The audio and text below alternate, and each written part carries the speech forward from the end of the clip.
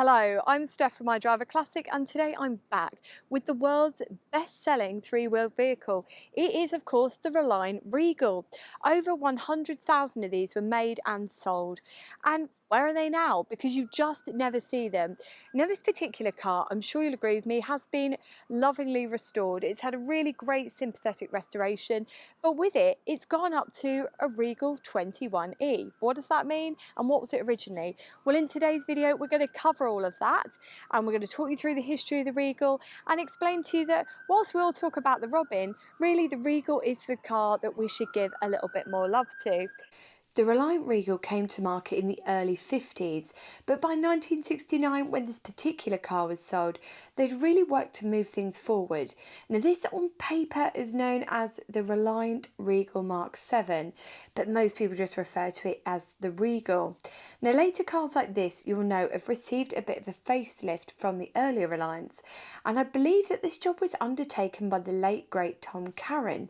Now, if this is a name you've heard before, I'm not really surprised, because he was the genius behind so many iconic 20th century designs, things like the Raleigh Chopper, the Bomb Bug, the Reliant Scimitar GTE, well, amongst many other things. Now, I was telling you that this particular car didn't start life as the 21E. In fact, it began life as a Reliant 330 or Reliant Regal 330. And the 330 model is named as such because the 3 represents the 3 wheels that the vehicle runs on, and the 30 represents the 30 brake horsepower available to the discerning Regal driver. Although if you do look at brochures which came with the car, it does only promise 29 brake horsepower. But look, we're going to overlook that because it's not quite as catchy when it's 329, is it? Now, this particular car is badged as the 21E.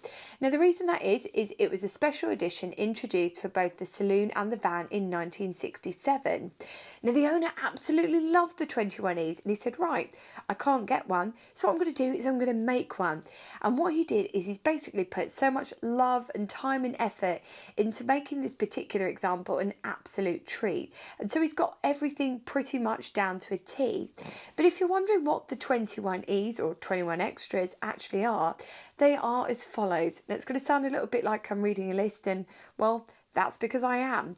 So first of all, you've got the metallic paint finish in what Reliant dubbed 3 glamour tones, although this particular one has been repainted to match a B&Q shade chart, which personally I absolutely love because I'm all about creating a car that you love. It also had carpet covered heel boards, carpeted footwell surrounds, interior paintwork matched the exterior, and if you're wondering for reference, this basically meant that internal bits were painted in the grey primer colour which sat under the paint if you weren't paying for that 21E. You also got luxury interior trim fittings, an amateur in chrome bezel, chrome plated boot hinges and an oil pressure gauge, once again sitting within a chrome bezel, really pushing those there. You also got padded sun visors which swivel for both the driver and the passenger. Now, you may not think this is a big thing, but even companies like Morris, Austin, everyone was charging extra for sun visors, so it might seem something that you would, well, expect nowadays. It wasn't back then. You also got the chromed overriders to front and rear. Now, it's worth noting that, again, if you look at Morris, they were charging extra for chrome overriders as well. Lucas Spot and Lucas fog lamps. Now, if you're looking at this in great detail, you'll notice that on the front, they're both spot lamps on the front of this. They're not a spot and a fog, and that's because apparently the fogs don't look very great, so it's a bit of a deliberate choice to keep it looking symmetrical and very smart. It's got chrome hubcaps, decorative full circle wheel trims for rear wheels, and a locking petrol cap. Again, these were things that other manufacturers were charging extra for, so I'm not really surprised. There are a few other bits that I thought could have included extra, and these include other bits like a spare wheel with a cover. The spare wheel was something you had to pay extra for. A faux leather steering wheel glove. A chrome plated bonnet hinge, again, which is matching those boot hinges that we talked about earlier. And you also get a chrome filler strip around the window surrounds. That's something that I would have thought they could have just chucked in. Anyway, when you actually look at the list and we talk through it, it really shows you how many delicate extra touches you've got, but also how much extra effort the owner has gone to in finding all these things on the list. In fact, he told me he's travelled all over the country to make this happen, so bravo, because it looks absolutely fantastic. But how much did it all cost? Well, I've not been given an exact cost for how much it's cost in 2023. However, if we travel back in time to when this was new, it was an additional £60 at point of purchase. But to purchase it all separately, Reliant said it was over £100. Engine-wise, for this particular model, I know for the earlier cars it's slightly different, but for this particular one, you get the 700cc four-cylinder high-efficiency overhead valve engine. And it is water cooled, by the way, for those that want to know.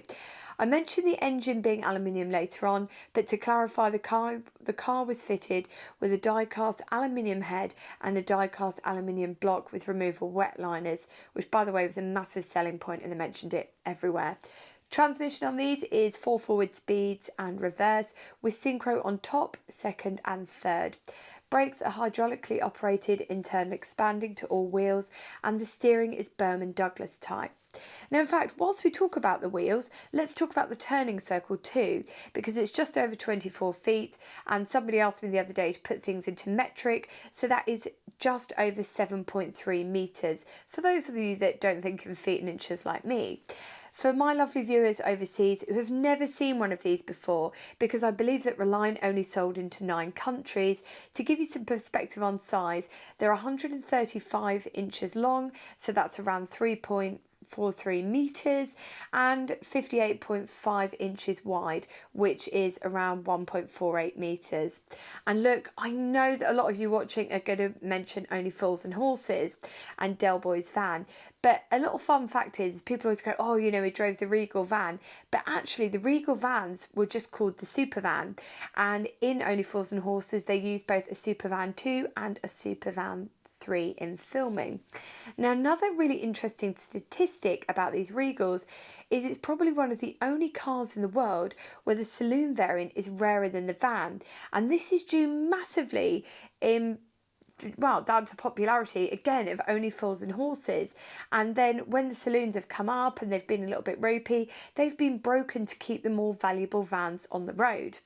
Now, if you want to know a little bit more about this and about the build and what's gone into this, the owner actually has their own YouTube channel, so I've popped a link in the description box below. Really interestingly, I was expecting a lot less inside here. And a couple of the things that really jumped out at me that I thought, that's a bit of added value that I wasn't expecting. Well, 3 things, in fact. Number one, the door pockets at the front. I think that's a 21E feature, we get those.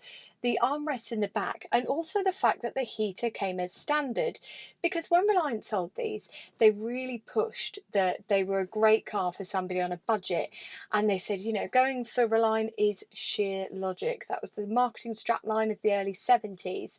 And when we talk about some of those key value features that Reliant pushed, they said because of the weight of the vehicle, it was £25 a year to get the tax.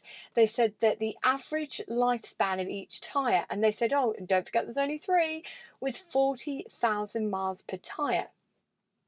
Other really great features that they pulled out at the time was the engine was aluminium, it was wet liners on the engine, so they were saying, you know, you're going to get more life out of this than if you just go for something else on the second-hand market that's cheaper. As well as that, they were pushing the MPG on these, and they also said that you could use any old petrol. They said go for the cheapest, go for the lowest grade, it will run absolutely fine. So in terms of your miles per gallon, because you're probably wondering, they said that it was 60, but that they'd done tests on these and they'd achieved, I think, 103 miles per gallon. So really, it was a really great option. But what have we actually got inside here? Now, as I said, I'm pleasantly surprised. I thought it was going to be really stripped back. Do you remember that 3-wheeler we took out? And I'm just going to have to dub over what it was because it's just completely left my mind. The Bond 3-wheeler that we took out, and it was really basic inside. Thought it'd be like that. It's not at all. Now, of course, we haven't got a glove box lid, but I wasn't expecting one because remember, we need to keep the vehicle weight as light as possible, and it is fiberglass. Coming into the centre here, you've got your choke, heater, wipers, washer, and side and headlights there. all very straightforward. We've also got a few gauges. So we've got the oil gauge over here, oil pressure gauge, and on the right hand side there you've got your ammeter, and in the centre you've got, I've seen this used on other things for Reliant, you've got the speedo to the centre, you've got your fuel gauge, and you've got your temperature gauge inbuilt there as well. And if you're wondering what this giant stalk is, this is your indicators. Now these don't self-cancel. So the owner, in my opinion, is quite a clever man because he's done all sorts of bits and pieces. He's fitted this up. Watch this. I'll see if I can show you without driving anywhere. Hold on. So it's got a little warning noise on to tell you, because he said I kept leaving them on. But watch this. If you brake, it goes out. So say you're sitting at a junction and you brake and you've got the indicator on, it just stops the noise so it doesn't annoy you. I thought that was really clever. Coming down from there, I believe these are two aftermarket gauges. You've got your rev counter and you've got your back advance there. So that is pretty much everything in a nutshell. And I think it's got everything you need. It's cheap and it's cheerful, and it's also quite well spec'd for the money. But what does it sound like, and what is it like to drive? Because that's really quite an important element. Well, I'm going to get it started up for you. Have a listen. I remember you've got that 700cc engine on these. Now, if you look at an earlier one, you have got the 600. Did explain that with the naming conventions earlier.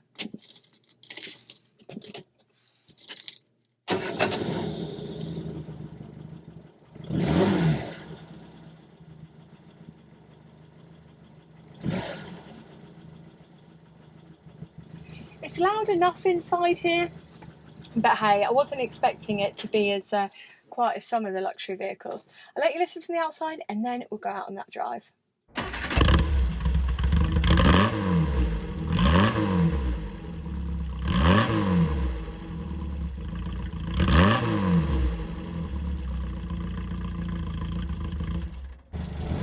Right, let's go on an adventure.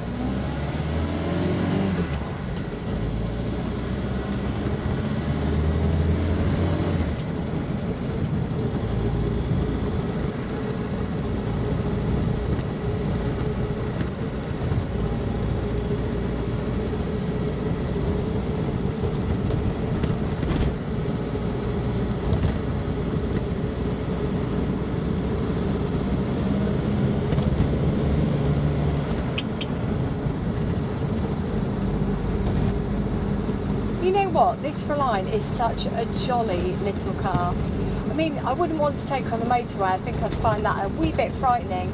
But just around town, as we come around here, she is delightful. It's somewhat a little bit noisy, but look, if you're really that bothered about that sort of thing, you can always slap sound deadening through the car.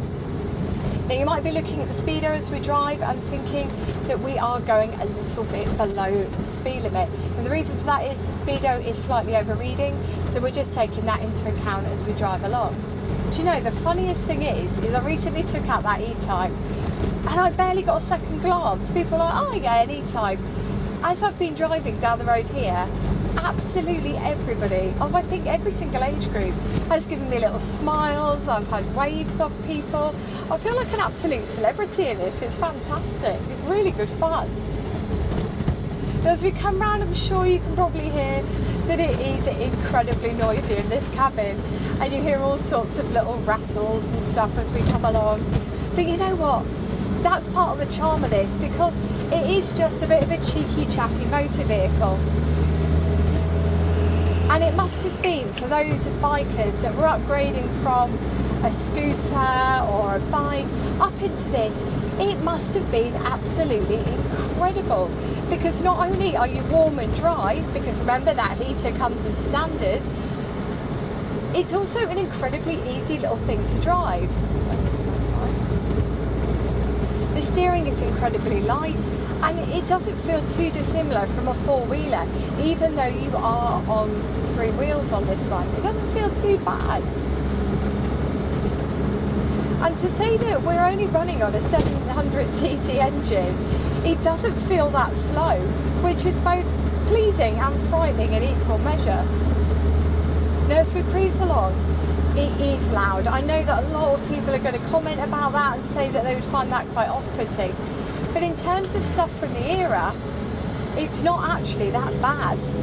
It's probably on par with a slightly noisier Morris Minor that's maybe in need of a bit of TLC.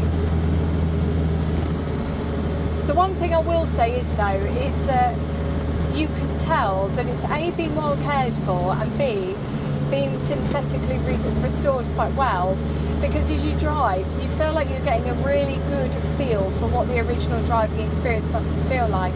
It doesn't feel like a used up vehicle that's at the end of its life. It's really nice. In terms of what it's like in the driving seat and how it feels, I'm sitting on a pillow because you adjust your seat on this kind of pillar on the floor and you pull it forwards and backwards, and I've got it pushed far forward as I can, and I'm still slightly too short for it, so I'm sitting on this pillow, so it slightly elevates me, but I've got good all-round visibility. I think these are text mirrors on the wings. They're giving me a bit of a boost as well. So all in all, I feel quite confident driving it. At first, the gear change was really strange because I'm so used to my gear change being around here, but because that engine protrudes into this cabin space and it pushes the gear change back to here, that was a little bit strange to get my head around at first. But once you've got your head into the game and you know that that's there and you've got a bit of a feel for the gear change, it all feels very natural. And I guess that's it really. It's one of those vehicles that I think that everybody should have a go in at some point. If you've never been in one, I definitely think you should jump into one. And if you're watching this as a bit of a buyer's guide, because I know a lot of people do watch my videos for this because they comment and tell me, the one thing I will say is that Reliants have incredible club support. So you've got the Reliant Owners Club. I do a lot with them through work. They're a lovely bunch of people, really friendly, do some great initiatives, have great meetups, have great support all over the UK. So if you do buy one of these and you get a little bit stuck, you know there is somebody that you can ask for help. So that's it from me today. It's been really good fun taking this little car out. Would I have one myself? I think I'm more of a four-wheeler girl myself and I like something with a little bit more power. But do I see the appeal? Absolutely. It really put a smile on my face and pretty much everybody I've driven past actually. And I've had a jolly good evening out. So I hope you've enjoyed this one. Until next Sunday when we're looking at something completely different. Take care and drive safely.